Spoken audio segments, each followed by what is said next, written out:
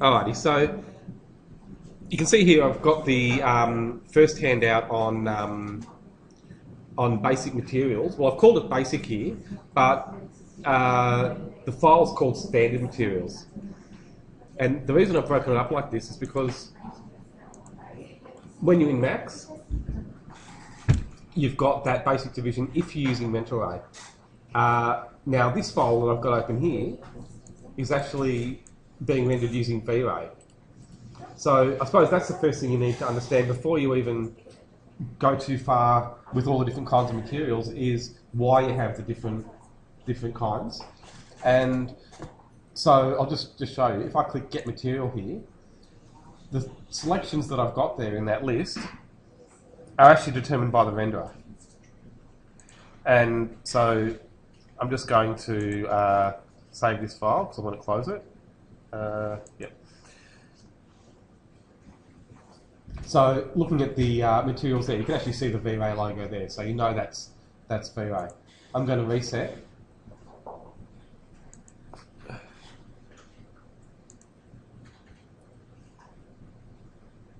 And then under rendering, I'll go to render setup, and in the last panel there on the common tab, you've got assign renderer, and that's where you choose your renderer. I think I've shown you all of this before, but it's worth going over again. I'm going to go to Mentoray, and that means when I go to my material editor, you can see firstly that this is an Arken Design material. That's a Mentoray material. I'll get onto that in a minute. But if I go to Get Material, then you'll see, well, firstly, I've got a bunch of material libraries. I might just close those because, I mean, you will have material libraries open as well, but sorry, just want to close all of these.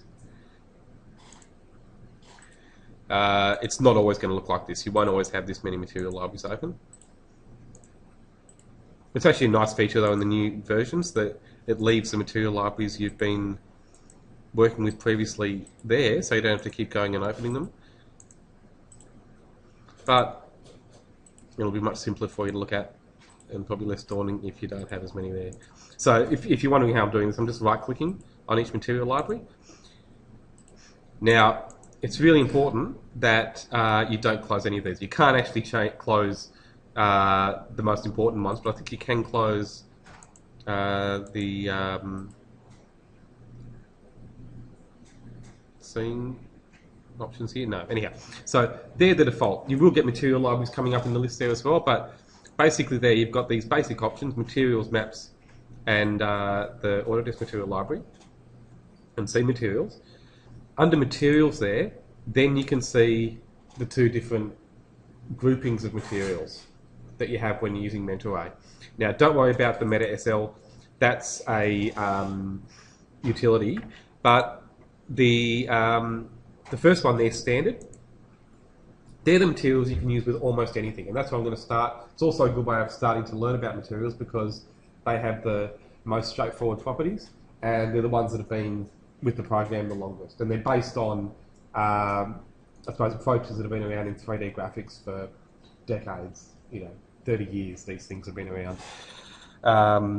Then you've got below that the Mentoray materials, which basically only work with Mentoray. You can use them with other things as well, but we're only going to be looking at them with Mentoray.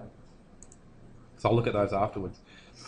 So this handout that I was just showing you is all about those standard materials. So that's what I mean by basic materials. And just going down through the notes here, I've broken it up into two sections. The first on shaders and the second on maps, basically. There's some exercises in between, but they're very simple exercises, take you 5 minutes to work through those.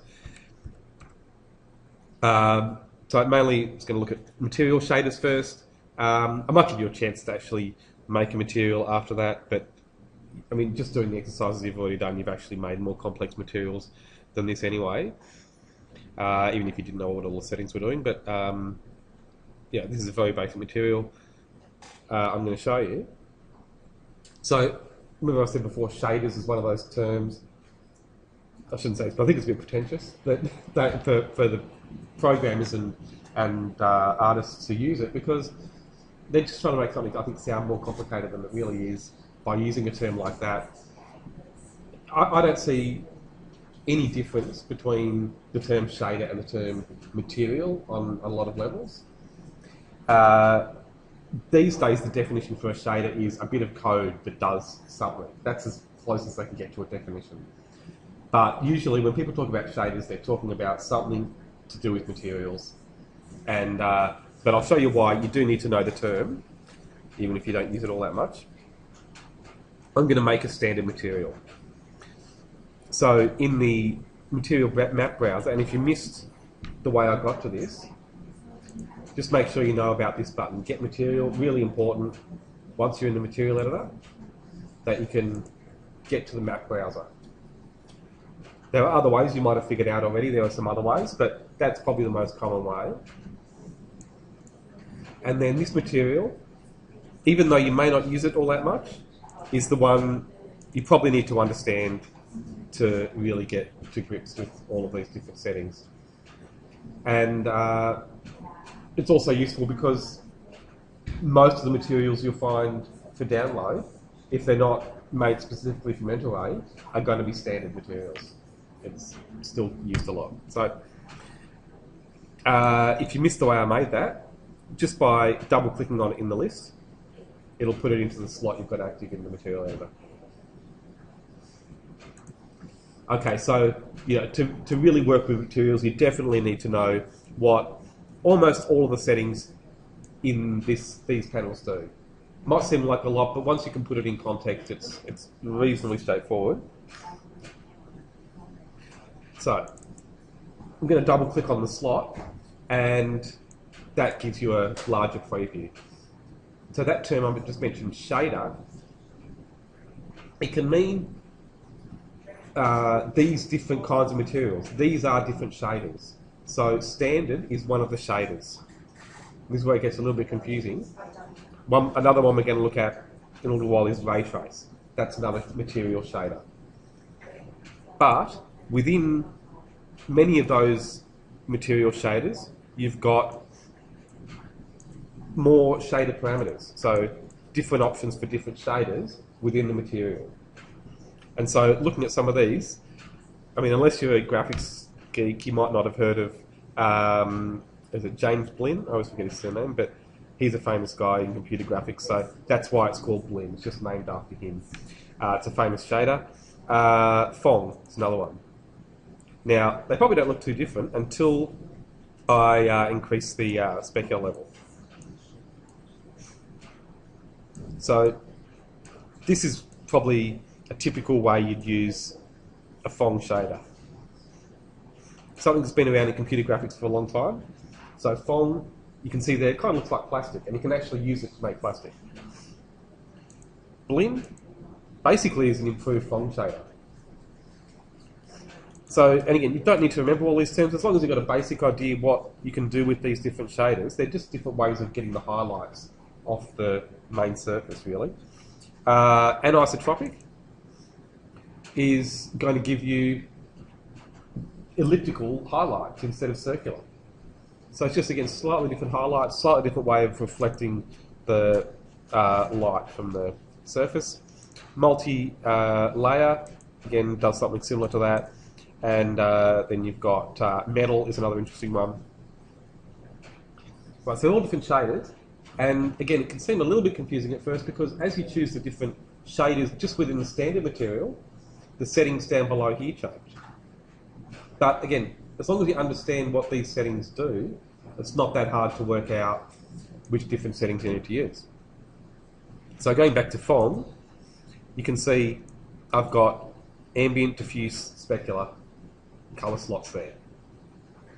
Now, if I go to Blinn, it's basically the same. Like I said, Blinn's just an improved Phong, really. Metal, though, looks fairly different, but again, it's got a couple of colour slots, diffuse and ambient, and there's a reason it doesn't have specular, which I'm going to show you in a minute. It's actually to do with the chemistry of metal. So getting back to Blinn again, Blinn's probably the one you'd use the most. That's the one I'll really go through properly. So, going back to the notes here.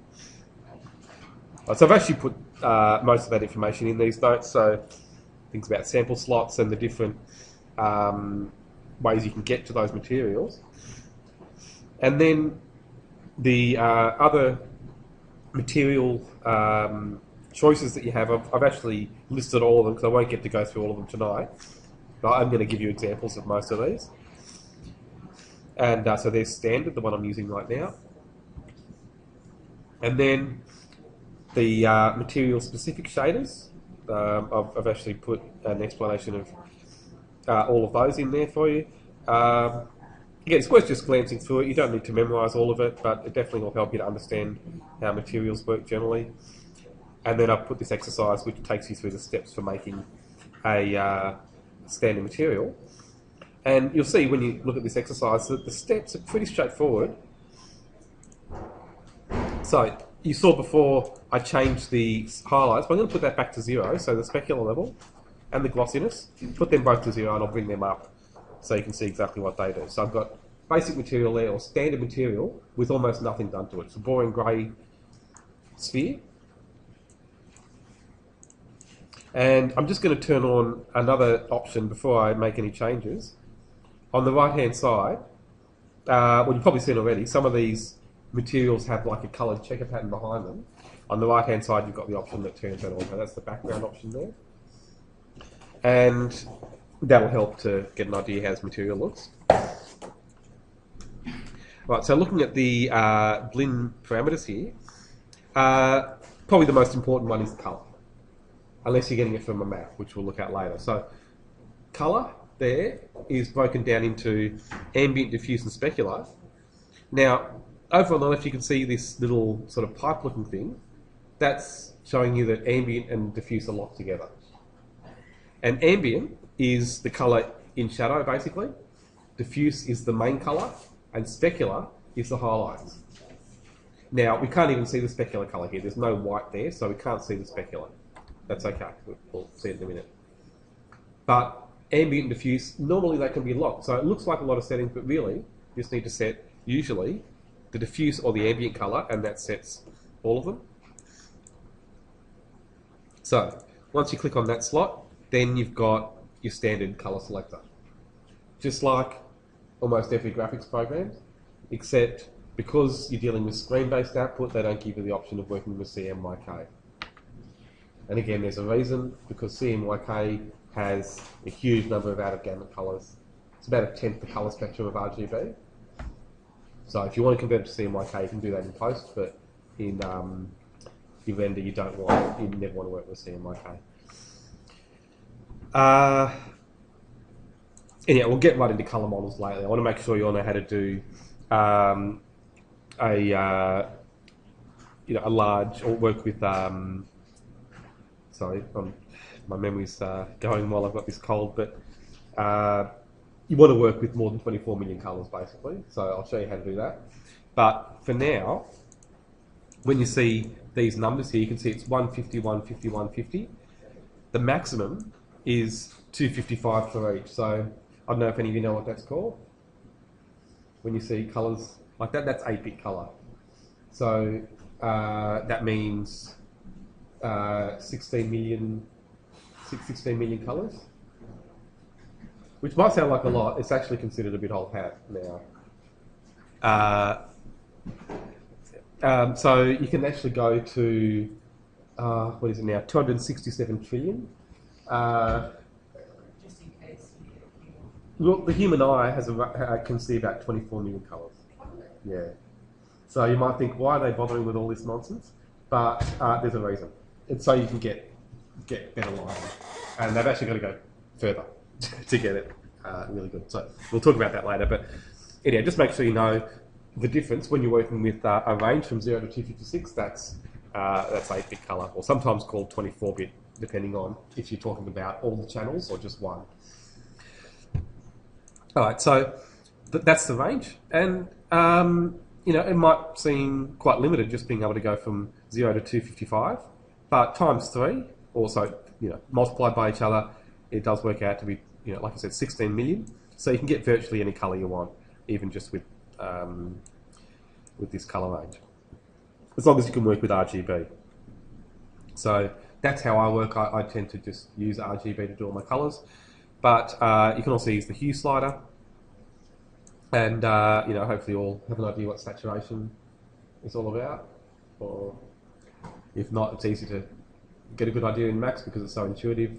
Taking them to the right, more saturated; to the left, less, and it's either very colourful or very grey. And then you've got the value down the bottom. So hue, saturation, value or intensity is just another way of specifying a colour with 3 values, just like red, green and blue are.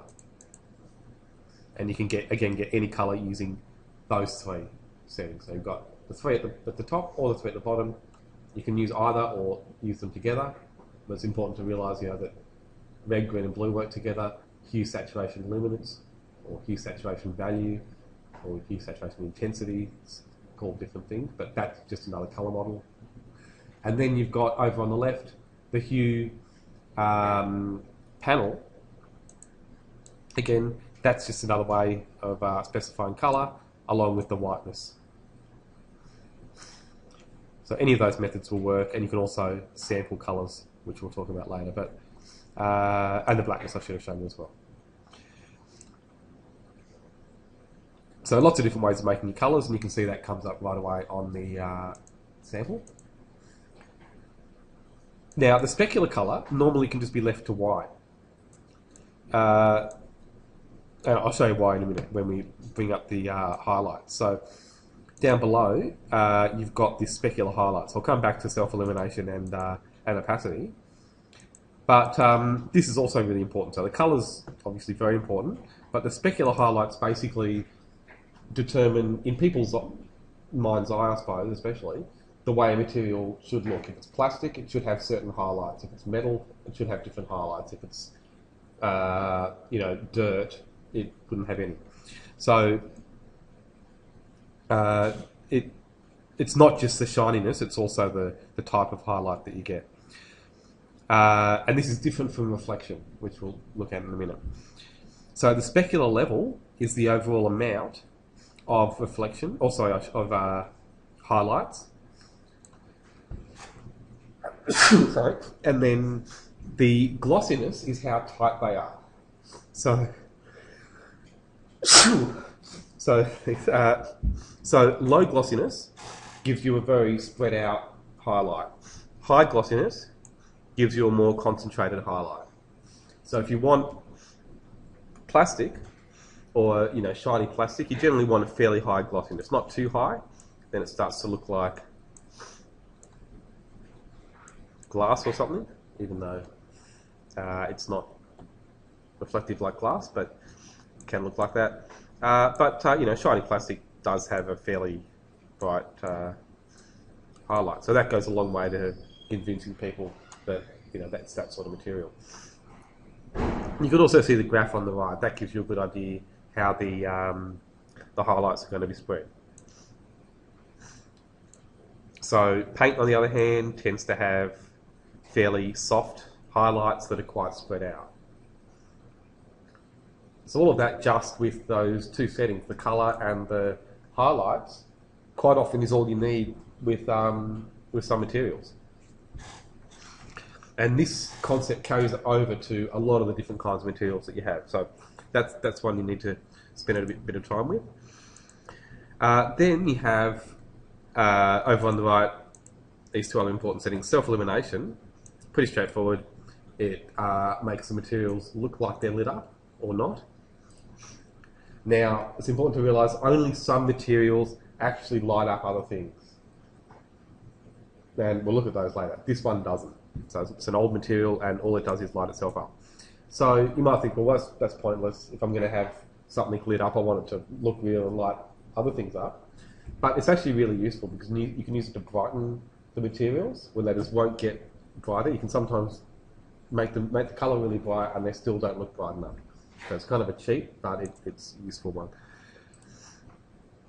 Then you've got opacity, and that's the transparency. So fully opaque is totally untransparent, I suppose. taking that down, you can see it becomes more transparent. And for simple glass, that can work. Obviously a bit unrealistic, but sometimes you just want it to be a basic transparent surface and not to interfere with what you're trying to render too much. So it can be useful, but I'll show you in a minute how to do much better transparent materials. Okay, so they're the basic settings you have for standard material in the basic parameters there. Now, looking down at the other parameters, you've got all these other things. So extended parameters, super sampling, and then finally get to maps. So I'm going to come back to that one. But then you've also got the dynamics properties and the DirectX manager and the mental ray connection. So you've got all these panels there.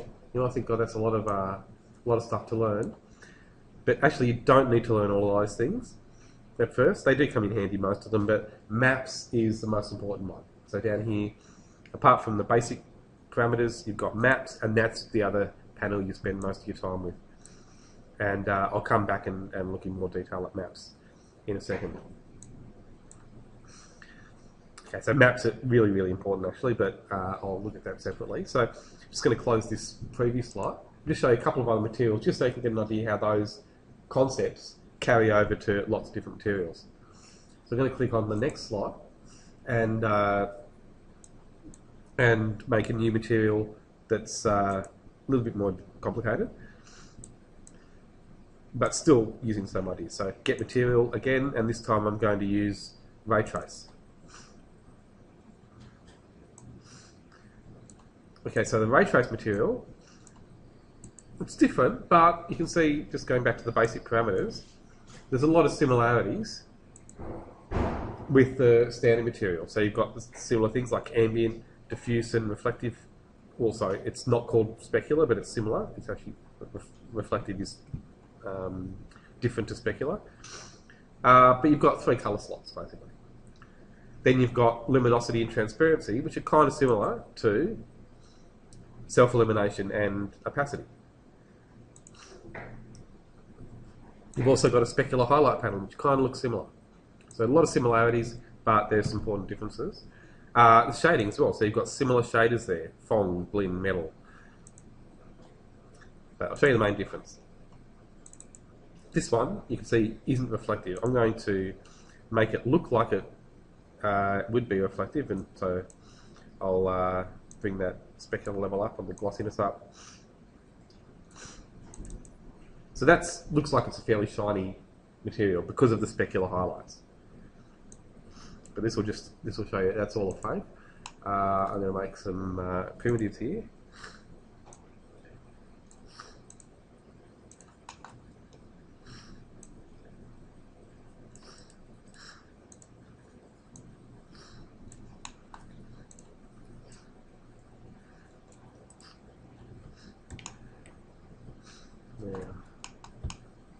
How will this be reflected? Let's just put something here just to make sure. Okay, so there we are. So if that material was reflective, I'll make the teapot the material there, and I'm going to make these other two just have a different material.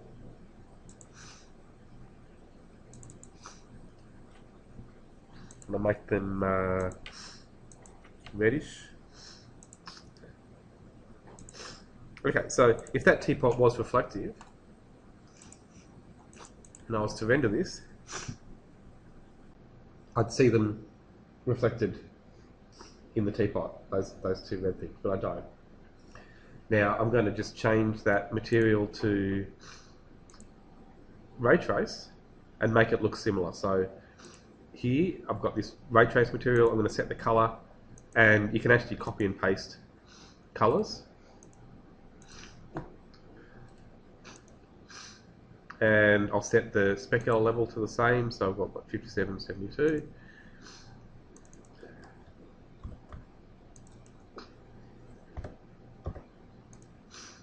So it looks almost identical.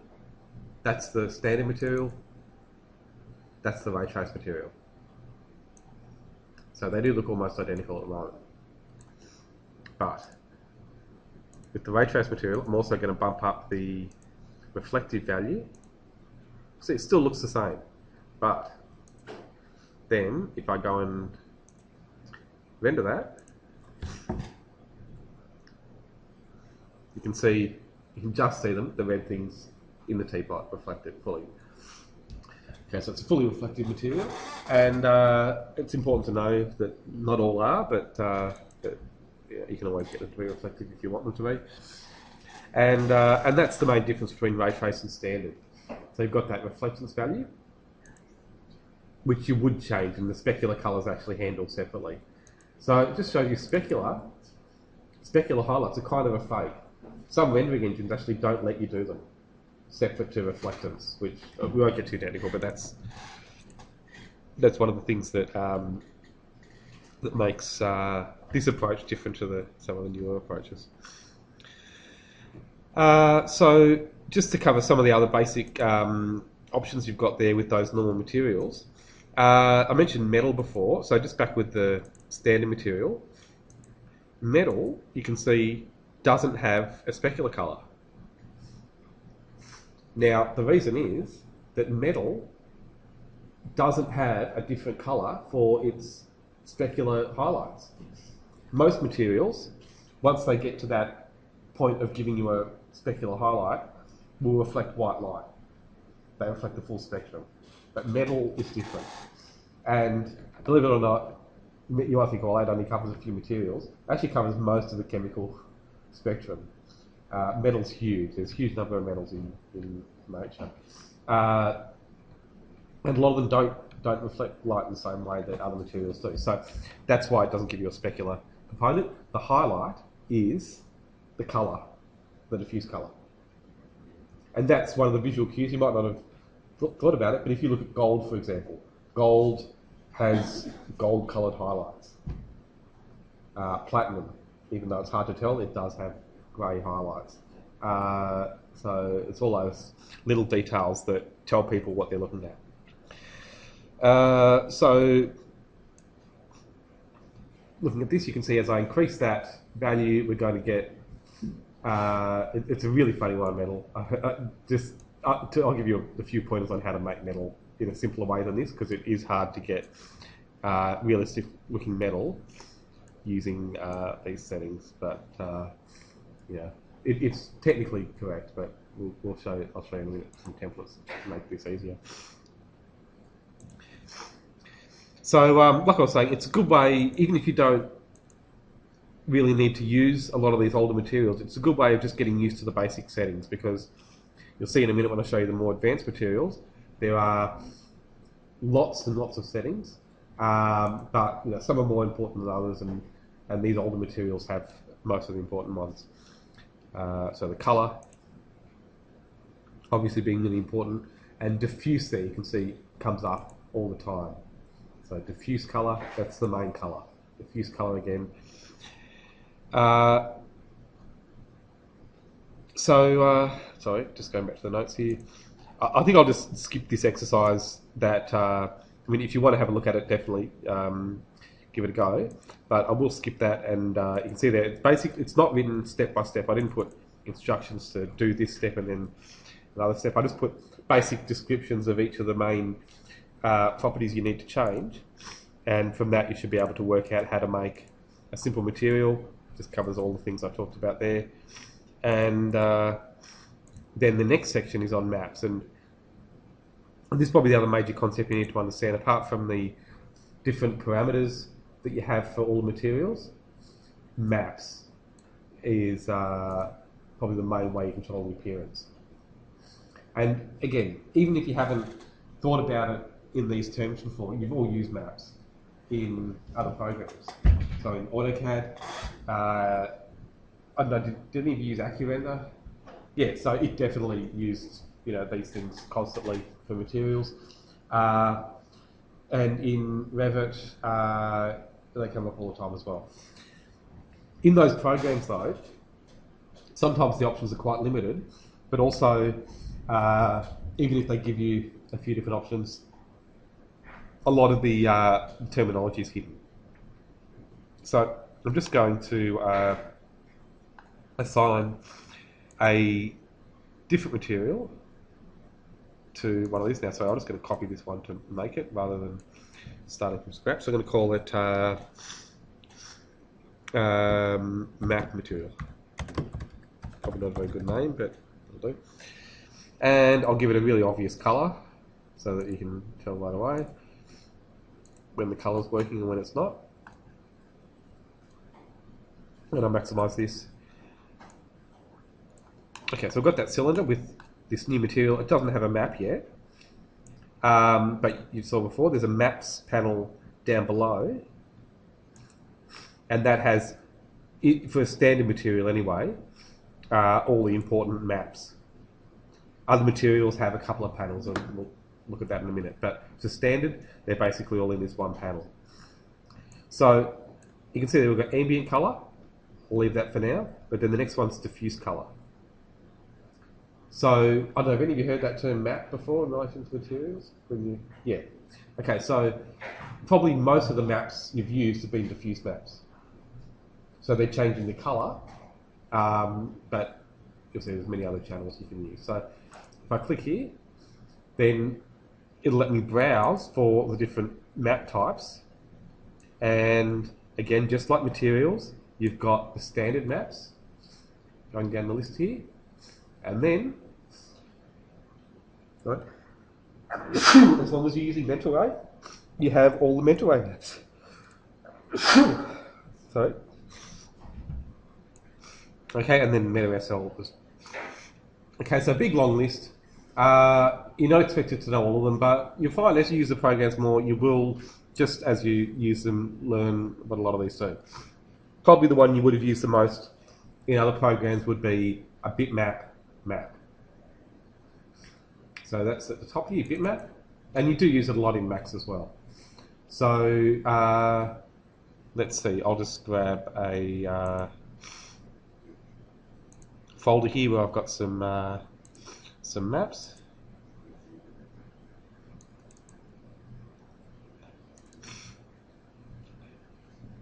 Okay, so these are some of the textures I've got for use in materials, and it doesn't really matter which one I choose, I suppose. Just trying to find one that'll look half decent. Let's go for that one. Alright, so you can see there I've got an image now giving the colour for this material. Now, I better assign that to this object so you can see the way it's mapped to the object. And don't forget, when you're using mapped materials or materials that use maps, you've got the option in the material editor to turn or show the standard maps in the viewport. So now I can see it on the cylinder. Now, I'm also going to go to the modify panel with the cylinder selected, and you might have seen already that we've, I think I've shown you anyway, UVW maps. No, I haven't shown you that? Okay, so that's something we're going to be doing more of later, but anyhow, that applies mapping coordinates. So it's just a modifier, and with UVW map, you can set a cylindrical map with a cap. So you can see now that my pattern goes on the top as well. Before, without that, it wasn't getting mapped properly. So mapping and maps are different things. This is the map. This is the way it's mapped, or the mapping of that map onto the object. So this is just a diffuse map, and so a diffuse map provides the colour. Going back up the list, I'll just show you quickly the hierarchy. So on the right hand side here, you've got all these tools as well, and this one at the bottom shows you the hierarchy of your material. So now I've got the material at the top, and then this new map I've just added, the diffuse map.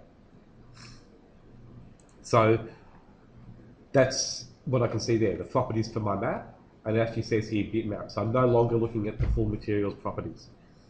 To get back to the original material, you've got these navigation buttons.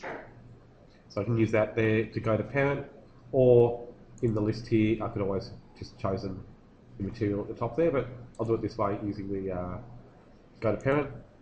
And now I'm back to the material, and you can see there my map now has my slot has a map assigned. So if I clear the tick box, it'll use the color that I set, but once that's on, as long as it's at 100%, this color doesn't affect it at all. And you can also see next to the color slot, you've got a little M on the slot there next to the fuse to show that there's a map there, and you can't even get to it that way. Okay, so that, like I said, is one of the most common maps, but it's not the only type of map. So you've got also these other channels. Now, another one you might have used, not sure, definitely you've got these in Revit and other programs. You've got bump maps.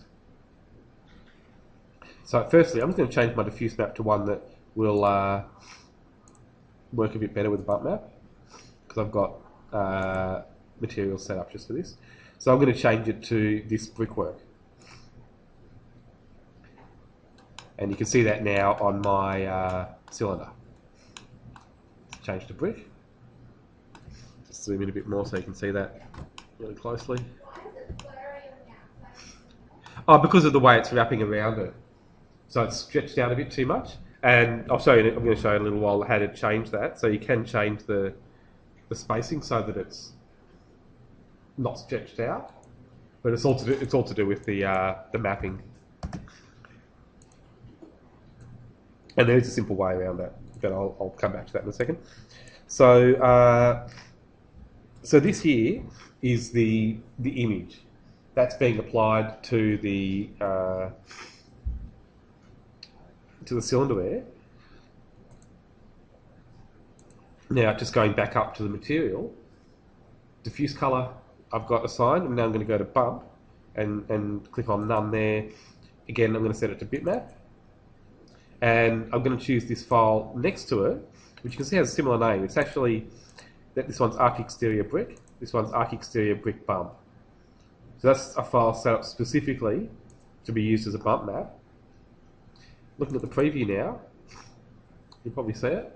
I'll actually just increase the bump so it's a bit more obvious. So it's only on 30%. I'll make that 150 just so it stands out a bit more. I might actually make both of these bigger just so you can even see it more clearly.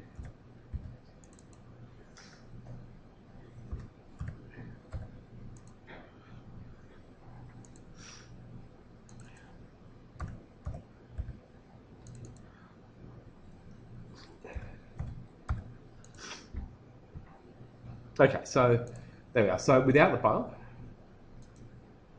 looks like that. Pretty flat.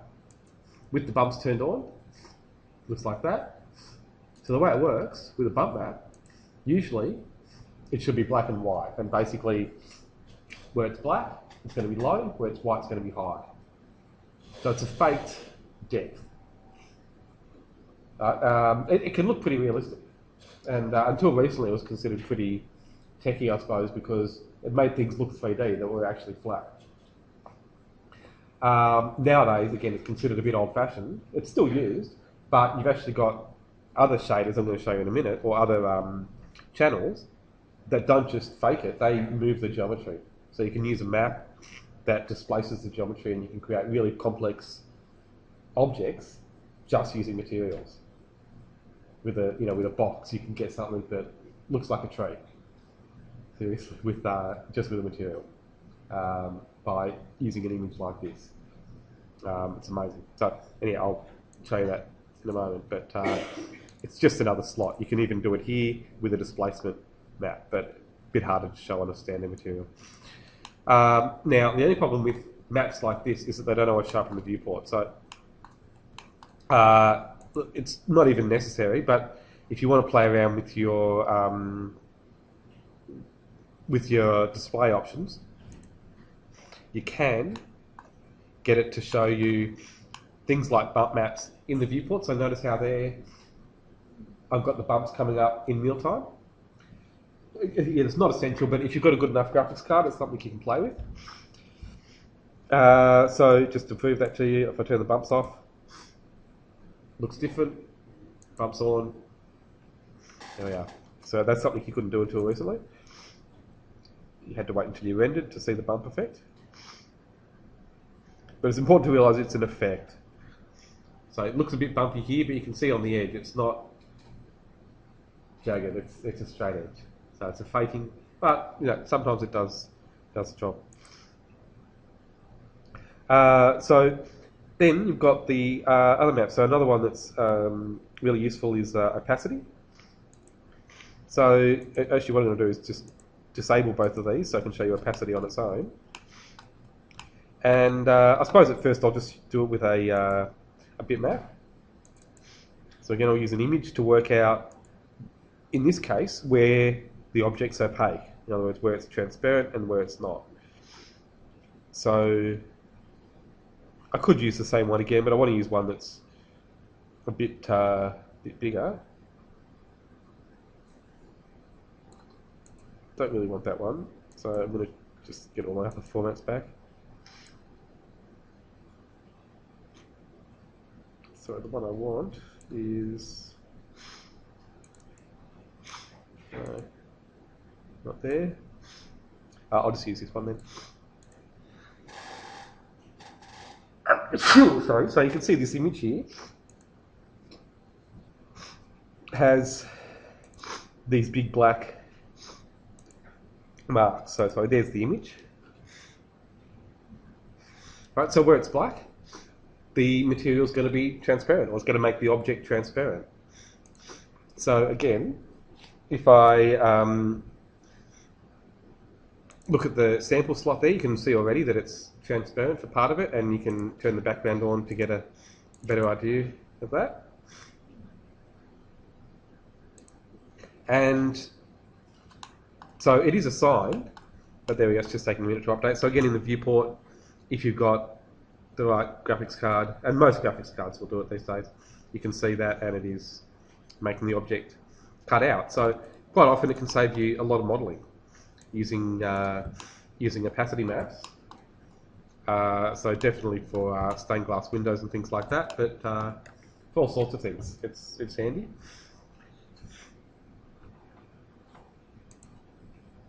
And so then you've got others as well. So self-elimination maps determine where it's bright and where it's not. So far I've just been looking at bitmaps, but it's important to realise, as well as all these different channels, within each, or for each of those channels, you can then assign different kinds of maps. And so I'm just going to clear this one, right-clicking on it, you can clear it, and I'll assign another opacity map using a different map. A good one is checker. And by the way, most of these are parametric, so that means you've got parameters or numbers you can adjust to change the way they work instead of relying on an image that's predefined. Okay, so with the checker pattern, I'll show you the map actually doesn't look like that at all. It's just a black and white checker by default. So that's what the checker map looks like. And increasing the tiling there increases the number of checks. And you've got the color values down here, so you can actually set it to any color you like. So I'll make the white a different color. So that would result in fully transparent where it's black and partially transparent where it's color. And again, that will come up in the viewport, but it's struggling because it's a mix of transparency. So I'm going to set that back to white, and it should be able to cope with that better. There we are. Just because I had color there, if I'd used a value, it probably would have coped better. No. Okay, so yeah, there are limits to what you can do in real time. That would render without a problem, but in real time, it doesn't want to show me. So you've got their different map types. So just going back to the list there, there's a whole range of them. There you go. I'll try and point out most of them. They all have their uses. But basically, bitmaps are used a lot because it's important to be able to work with images. So that means working with Photoshop is really important when you want to make materials, because you can do a lot of the work in Photoshop, and that has a huge effect on the way your materials are going to render, the way you work on them in Photoshop before you use them as a material. And then you've got all these other maps, which, like I said, are mainly parametric. There's a few utility maps and things like that as well, which we'll go into later. But all of these can be used for all those different slots. So I've used this for opacity, but I could also have used it for the colour. And I'll just swap it over. I'll turn off the opacity. So now my colours come from the checker map, and if I change the colours here,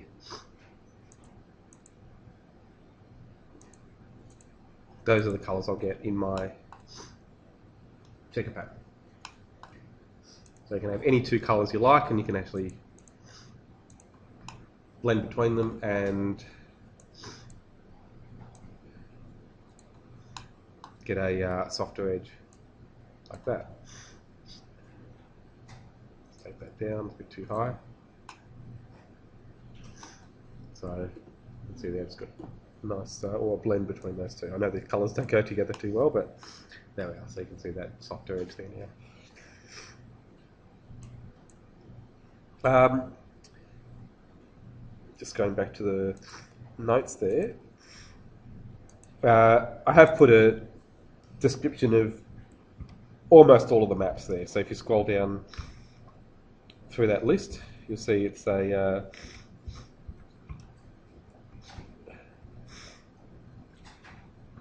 oh no, sorry, didn't put a list. I thought I had put a list of all of them. No, I've just put examples of a few. So in the next one, sorry, I've got a list of all the maps, but I'll show you that in a minute. Oh yeah, so I put some notes though about UVW maps, which or UVW mapping coordinates, which I mentioned before is that modifier.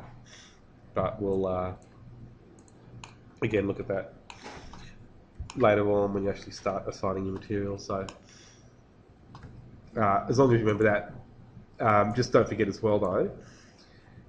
I mean, UVW map you're going to use a lot, but it's not the only way of applying mapping coordinates. I'm going to go right through mapping, and we'll definitely use UVW map a lot. But what you can probably see, even just as you go to use it, you'll notice that there are other modifiers that have UVW in the name.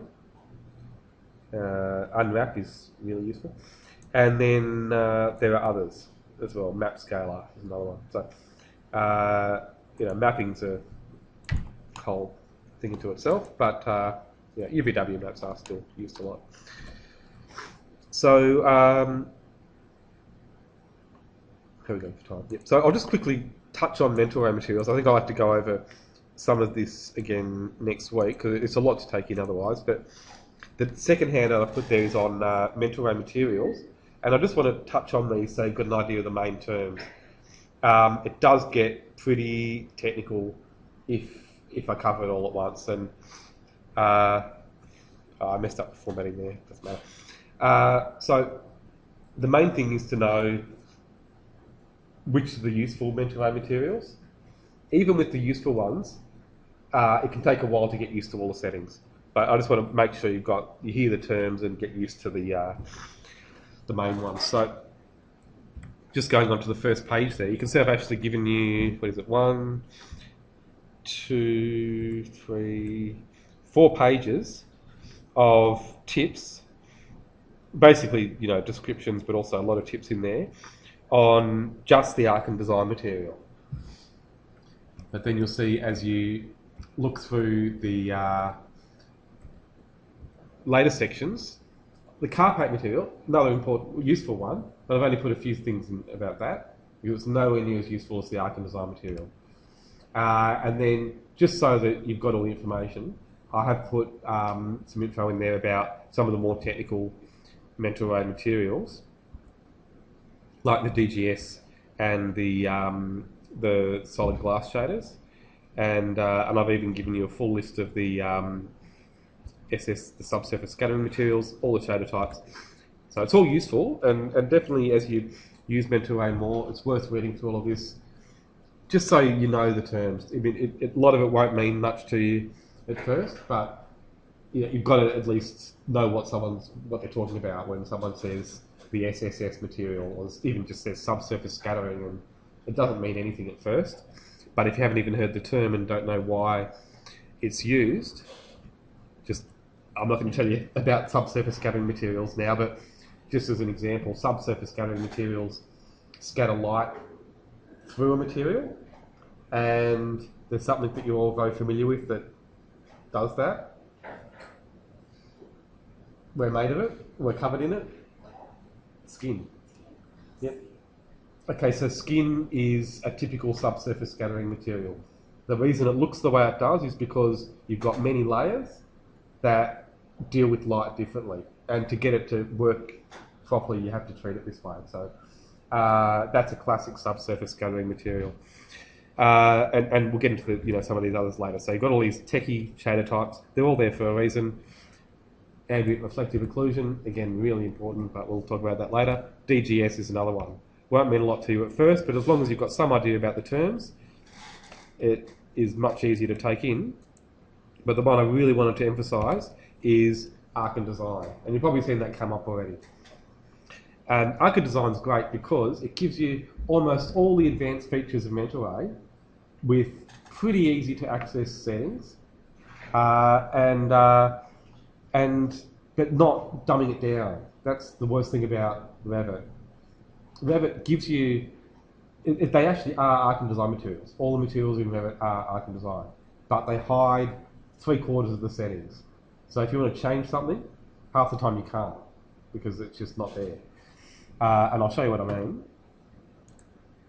Okay, so you probably, like I said, you've probably seen Arken Design materials already, because if you're using Mental Array and you've set it as your default renderer, all the blank or the default materials in your material editor are going to be Arken Design. Now, if you go to go to the library, so I'm going to go get material. If you go to the Autodesk material library and then get material from there, some of them are actually just going to come up as Arken Design, but others won't. So let's just grab anything. Right, so notice how this one here comes up as Autodesk Ceramic. Now, I know you'll actually see that is a kind of mental array material in the list here. You've got all these Autodesk ones. Now, they're actually Arken Design materials. That's what Revit uses, but they're Arken Design materials with the settings hidden, and it's meant to make things easier, but I actually think it's a huge problem. Well, I know there's a few bugs for a start, and I'll show you what they are later, but it's also a problem because you've got settings here. If you just want ceramic and you don't want to really know how materials work, you can choose, okay, I want ceramic or porcelain. I can choose a colour or a matte, and a basic finish, satin or matte or glazed. So I can seem easier at first. Personally, I think it's more work because sometimes this isn't enough to get it to do what you want, and you've really got to play around, and it's quite difficult. But also,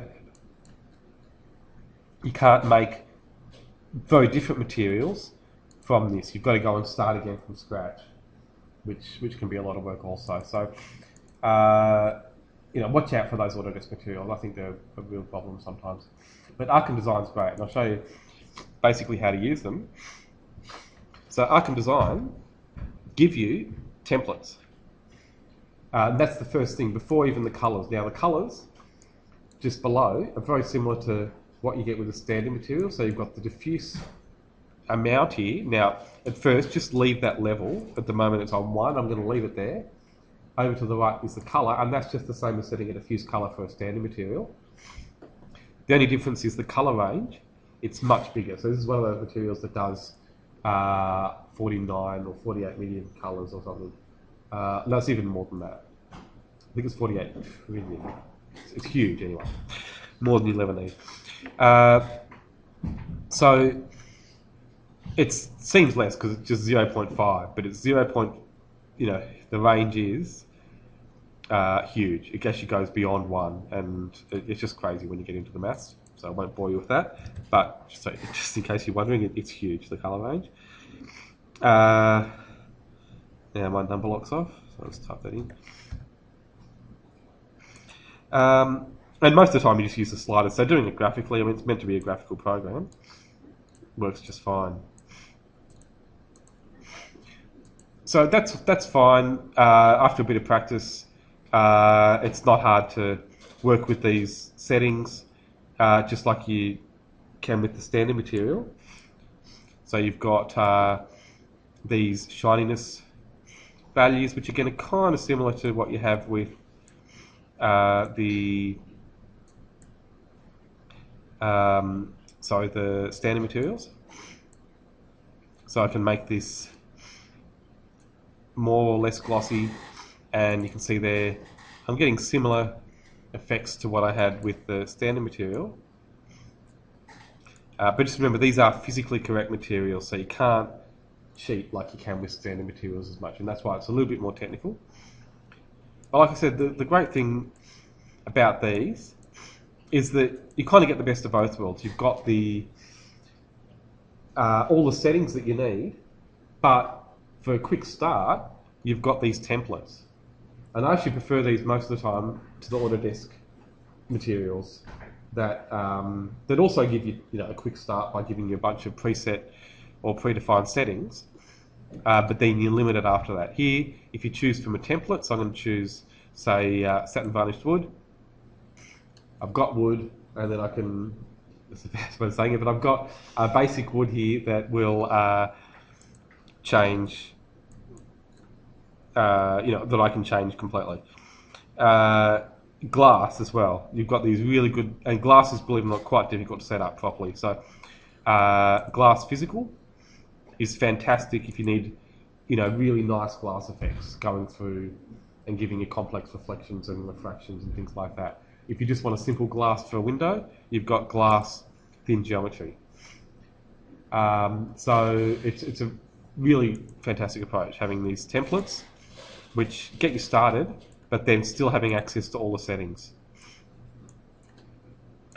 Right, so I won't bore you with all of the aspects of Archon design. It's a huge field in its own, on its own, but I'll just point out, with the maps, it's split over 2 panels, not just one. So you've got general maps with a lot of the different maps, and you can see there are a lot more map channels than you get with materials like standard. But then also, you've got a second panel with special purpose maps, and that's where some of the really important ones like bump maps and displacement maps are. So you can do lots with Archon design materials. They are really powerful. If you've seen any movies that have been rendered with Mental Ray, and I guarantee you would have. So plenty. Yeah, yeah. Exactly. Yeah, they use Mental Ray to Avatar. Yeah, and so you've seen Archon design materials. These exact materials are what they use in. Yeah, yeah. Yeah, they do. I mean, they've got guys, like I said, these shader programmers who do these massive shader trees. I'll just show you, even with, say, the, what's one that's pretty straightforward, say this timber. So if you look at the tree for that, that's, remember before I just showed you one with 1 or 2 maps. This now, it's got 4 sort of chained. So the diffuse map is pretty straightforward, but the bump map has 2 maps within it, so you can build up pretty complex chains that way. And I'll just show you one I made for the third years, and let's see where I put it. Here we go. So this was I was just messing around, but this is a bumpy snow that I did, and it's probably more complicated than it needed to be because I started with another material altogether. But that's the shaded tree for that snow, which as you can see, they're all the maps that go into making it. And believe it or not, that's not even a complex one. If you have a look at the ones they use for movies, and that's really what makes Mental Ray look really good. If you've got really well put together materials and then good lighting, that's really the secret. But anyhow, it's a lot of it's just familiarity, and so with Mental Ray, Arkham Design is the one you want to remember, but also just make sure you've got pretty good understanding of the basic parameters that apply to all materials. And I better stop talking because otherwise this will never finish producing tonight. An hour.